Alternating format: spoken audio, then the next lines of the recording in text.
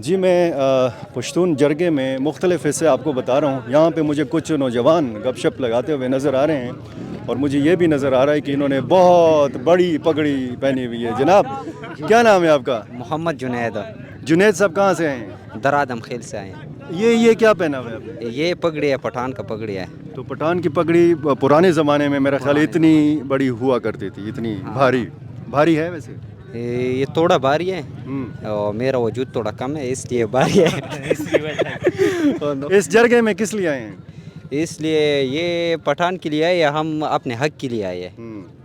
आओ ठीक है तासर به پښتو کې وګړي وګنه صد پار راغلي دلته لکه څه امید دی چې دا 2 ورځې یا 3 ورځې دا اکټیویټي دلته بتاسو خوبونه مو کوي په دې ټینټونو کې او خوراکونه به مو کوي او غپې شپې به مو لګوي نتیجه به سره وځي نو ان شاء الله مو خو دې هغه راغلی چې مولا یو خپل سہولات خپل غا ورته ملو شي وای شو چې مو کوم هغه دی حق دی هغه دې پر راغلی وای شو نو چې دا هغه مو وشي چې حق ورته ملو شي دې لراغلی دی خیره او تم خپل حق د بار راغلی دی خو راشه نوم دې څه دی؟ عبدالرحمن. ډېر خوشاله ښکاري ولې؟ بس خوشاله ځکه چې زموږ مشر راغلی دی هغې دپاره خوشحال یو. او څه امید لرئ د دې جرګې نه؟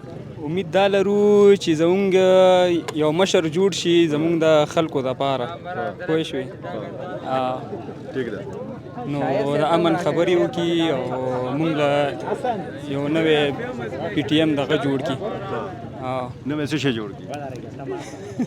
پی ټي ایم خو جوړ دی یو نوی څه شی جوړ کړي؟ موږ ته یو نوی پښتونستان جوړ کړي.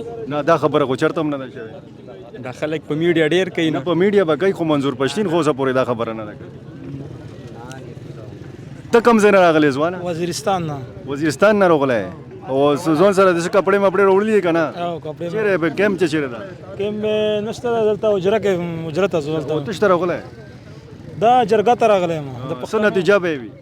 انشاءالله ښه نتیجه به یې راوځي. لکه څنګه مطلب څنګه ښه نتیجه به نو ښه نتیجه به دا وي چې کم ورک بختانه دي کم دا دماکې کېږي په بې فضوله ګانه خلک به کې شهیدان کېږي د دې تپوس به کېږي نور هم چې کم د امن کم هم خبرې انشاءالله د امن به खबर है कि अमन बराजी तासुदा इंशाल्लाह. जी नाजरीन मैंने इनसे बात की है पश्तो में बात की है ये मुख्तलिफ़ इलाकों से आए हैं इनको बहुत उम्मीदें भी हैं और बहुत सारी चीज़ें और बहुत सारे जो खदशात हैं मुख्तलिफ़ लोगों के शायद इन नौजवानों को भी कुछ उस तरीके से उम्मीदें हैं कि यहाँ पे ये जो जरगा है इसका कुछ न कुछ नतीजा बरामद होगा. एक नौजवान ने यह बताया कि जिस तरीके से अमन की ज़रूरत है और अमन का नारा बुलंद किया जाता है इस जरगे के ज़रिए अमन कायम होगा. इन नौजवानों की ये उम्मीद है. बहुत शुक्रिया.